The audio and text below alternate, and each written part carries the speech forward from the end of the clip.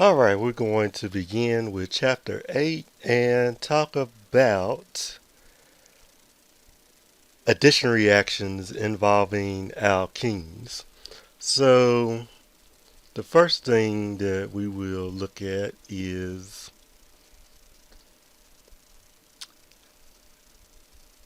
an electrophilic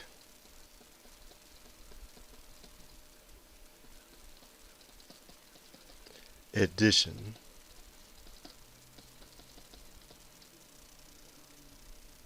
reactions. Okay, so in chapter 8 we're going to do reactions of alkenes. So let's say we're going to start with an alkene, and we're going to react with some reagent, and we're going to wind up with a new functional group.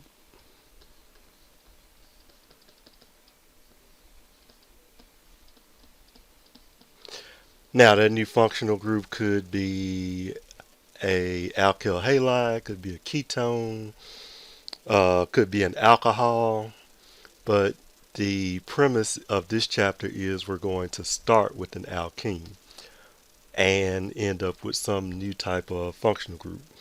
So remember from chapter 7,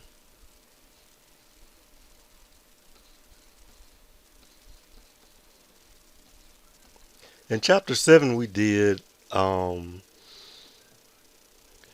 elimination reactions. So we started with an alkyl halide such as this, and we did elimination. So I'll just write elimination, and that could be some base or nucleophile, and if you recall, our product was an alkene. Okay, so in this chapter, when we start with elimination, excuse me, when we start with addition reactions, we're actually going to start with the alkene and go in reverse. So the addition reaction, our first addition reaction will be the reverse of the elimination reaction.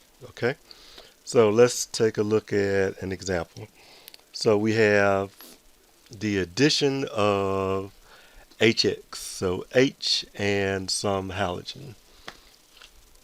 So let's say the addition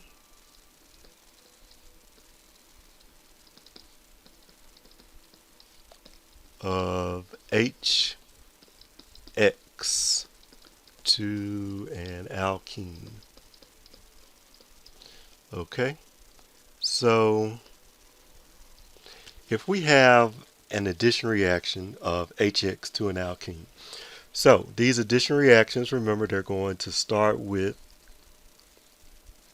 an alkene. So I'm just going to make some alkene like that. Okay, and go ahead and make it symmetric.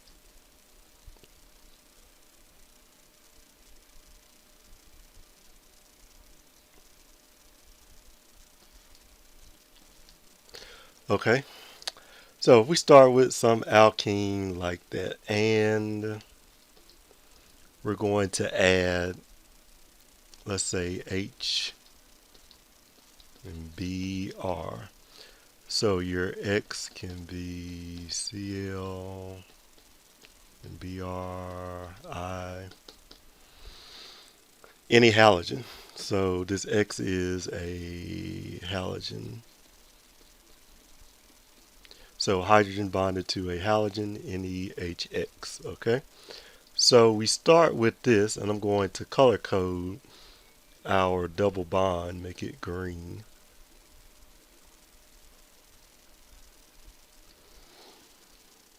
Okay, so what happens during an addition reaction?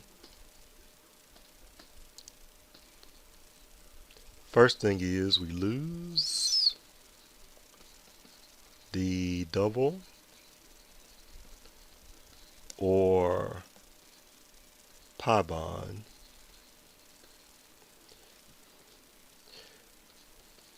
the electrophile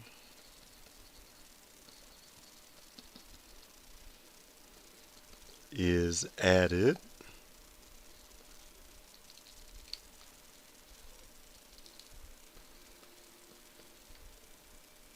and I'll say the electrophile H plus is added to one carbon that contain the double bond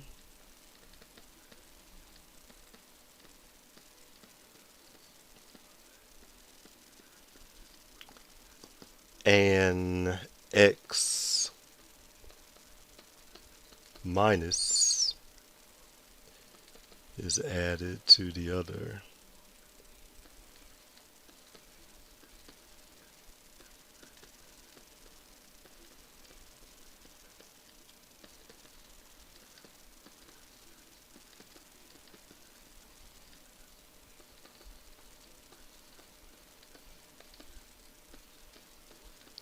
Okay, so what I mean by that is we recognize, let's go ahead and write out what we know in this structure. We recognize that both of these are carbons. We recognize that each one of these carbons has a hydrogen. Okay, so what happens is this pi bond, which is a loosely held bond, those electrons that are perpendicular to the plane of your sp2, they swing out and they make a bond on one of these carbon atoms, one of these carbons here. It swings out and it makes a bond with the hydrogen.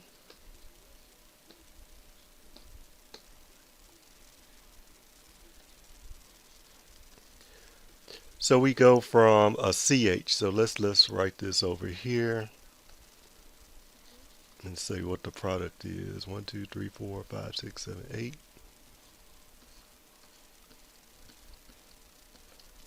So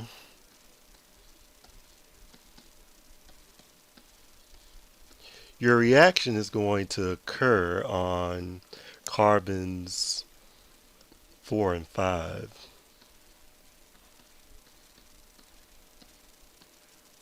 Okay, so I'm going to write out the C's like I had them. I'm going to write out the hydrogens that were already there.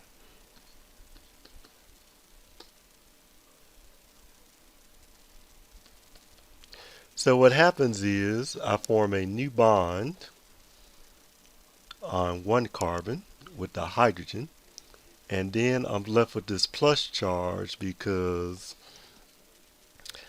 my octet is not full anymore. I have a formal charge of +1 when that double bond forms a bond with the H. Okay? And then I have this Br minus that's left, and that Br minus will come over here to that carbon with the plus charge. So if I draw an arrow down here, I would have 2, 3, 4, 5, 6, 7, 8. So I would have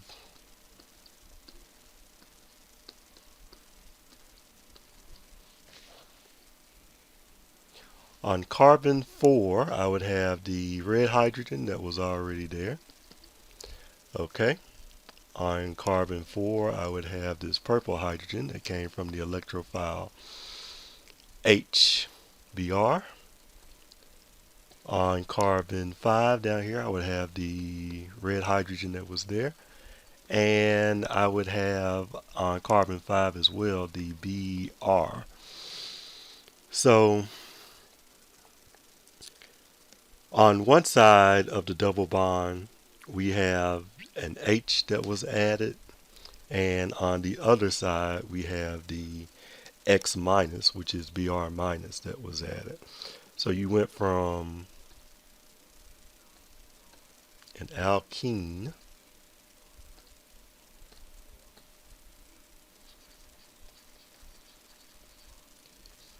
to an alkyl halide. Okay. Now let's do another example, one that doesn't have as many carbons. Let's say if we take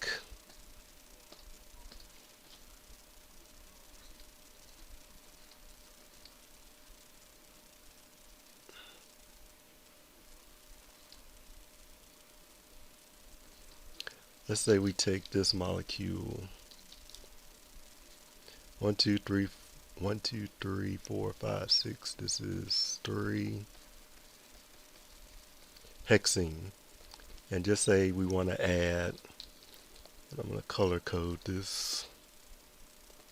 So I'm going to make the double bond red and the H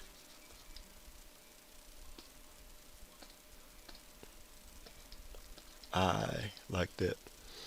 Okay. Now, one thing about these first two examples, they are symmetric. They have the same number of carbons on each side of the double bond. And we're going to look at some cases that are not symmetric. But this product would look like this. I need to draw out the same number of carbons. 1, 2, 3, 4, 5, 6. Okay. Now, you already know that you have a hydrogen here and a hydrogen here. So I'm going to go ahead and put the hydrogens that were already there. Now, on one side, I need to add the H that where the double bond was. So I'll put a H right here. And on the other side, I need to put my X minus, which is going to be my I. Okay. So essentially, this is the same as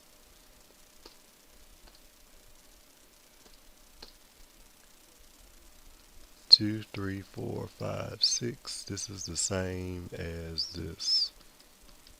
Okay. Now, let's look at a specific rule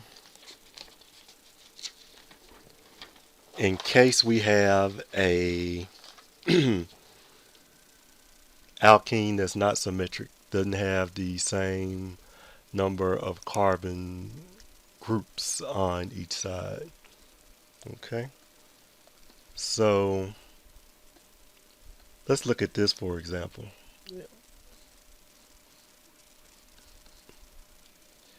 Everybody agree that this is an alkene. Okay, I'm going to go and make this double bond in red so you can see what's going on. And let's add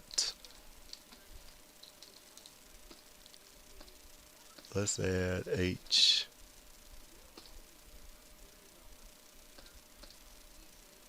BR. Okay. So what your product is going to be, you need to draw the same structure without the double bond. All right. Now, on one side, I'm going to go ahead and, because I know what the product is going to be, I'm going to go ahead and write H on this side, and I know I'm going to have BR on that side. So this was your H from here, and this was your BR there. Okay, so I knew that because there is an important rule. Now, since we don't have a symmetric alkene, we have to use a rule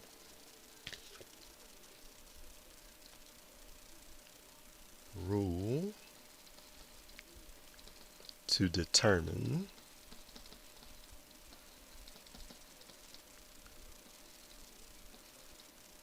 where the H plus and X minus adds on the alkene. Okay, so if we revisit the example above,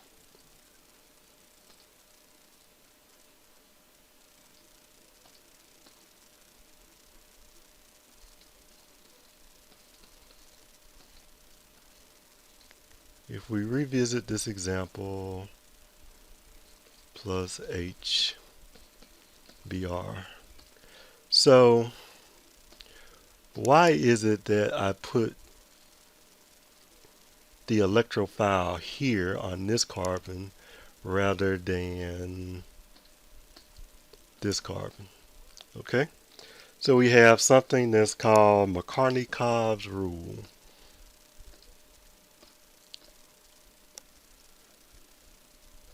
Spell Markovnikov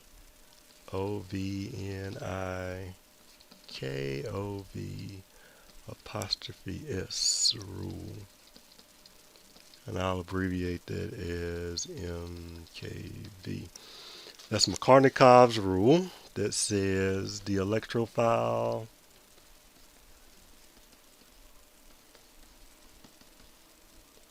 H plus will add to the carbon in the double bond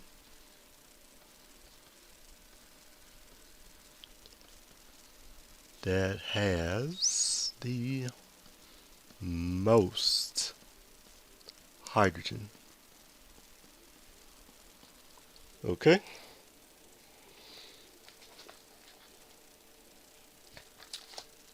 Now, in addition to this, there's a second rule that we'll look at in the next section, a second part of this rule that says,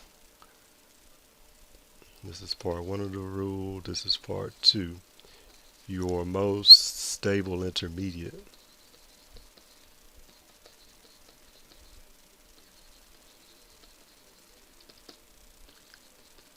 will be formed. And what we mean by a stable intermediate, we're talking about the carbocation. You recall that a tertiary carbocation is more stable than a secondary carbocation, which is more stable than a primary.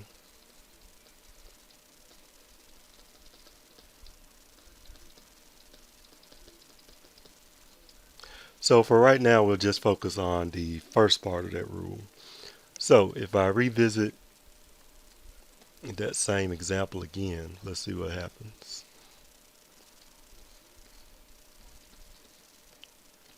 Okay, and I want to add HBr. Okay.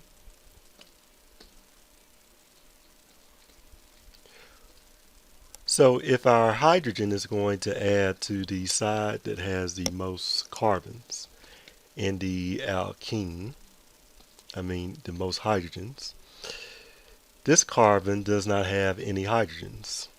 It has 4 bonds and a CH3. However, this carbon actually has 1 hydrogen already. So we look at the 2 carbons within the double bond, and whichever carbon has the most hydrogen, that's where we add the electrophile H plus. So that would give us our product. Remember to drop the double bond. Okay, this black hydrogen is already there. Okay, so if we add the H from the HBr to the side that has the most hydrogen. That would give us this, what we have. And if we just take a quick look at that second rule, we would have a tertiary carbocation intermediate. Adding at that position. And that would mean that your Br minus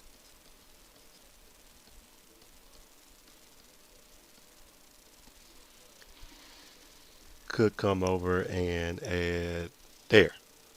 Okay? So that would give us the following product of this. Br, and those would be your two hydrogens. And remember that that's the same as this. Okay? Now,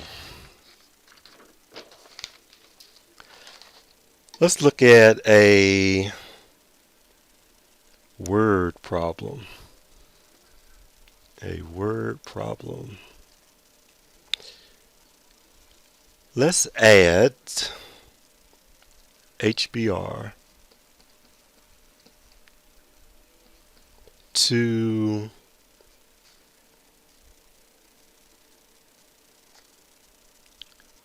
methyl butene. So what would be our addition product? Alright, so what we want to do is we want to draw 2-methyl butene. So we have 4 carbons, 2, 3, 4. A methyl on number 2 and a double bond on number 2.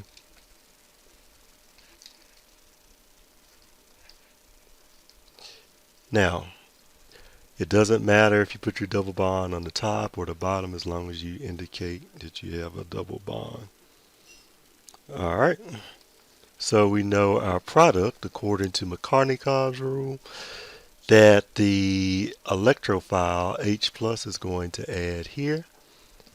The X minus part will add there. So I need to draw out everything except the double bond. And I can put Br here and the H here. And that's the same as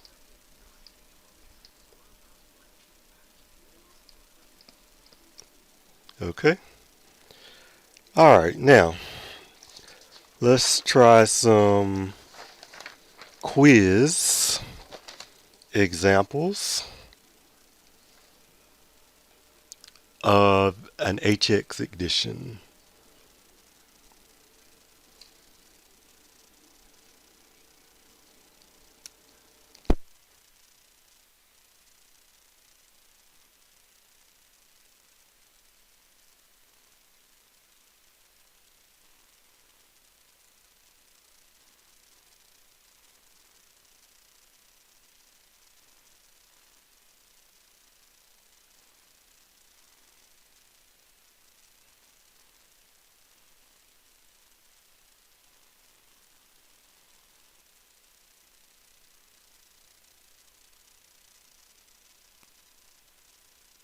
Okay, in all of these we're going to predict the Markovnikov product.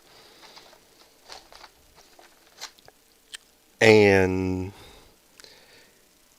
yes, we're going to predict the Markovnikov product. We're not going to name them because I'm going to do some cyclic ones.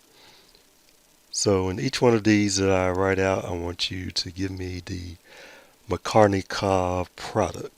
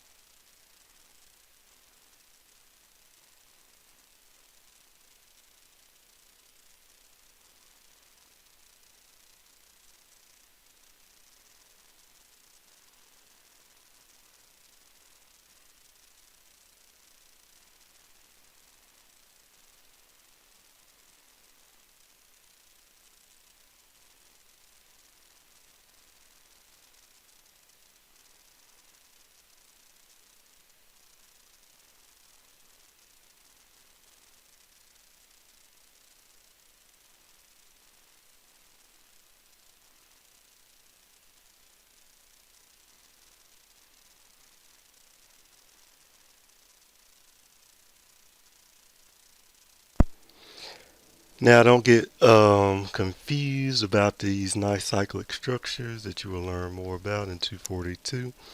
Keep your eye on where the double bond is in order to get your product.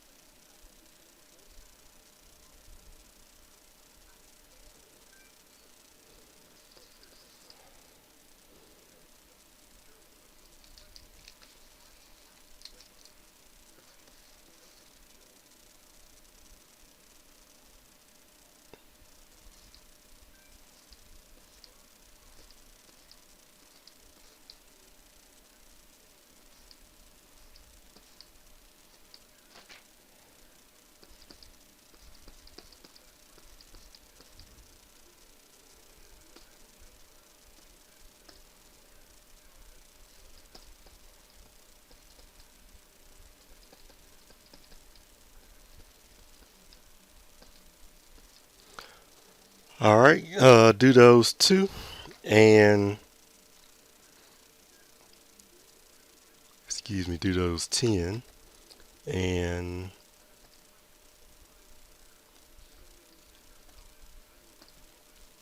predict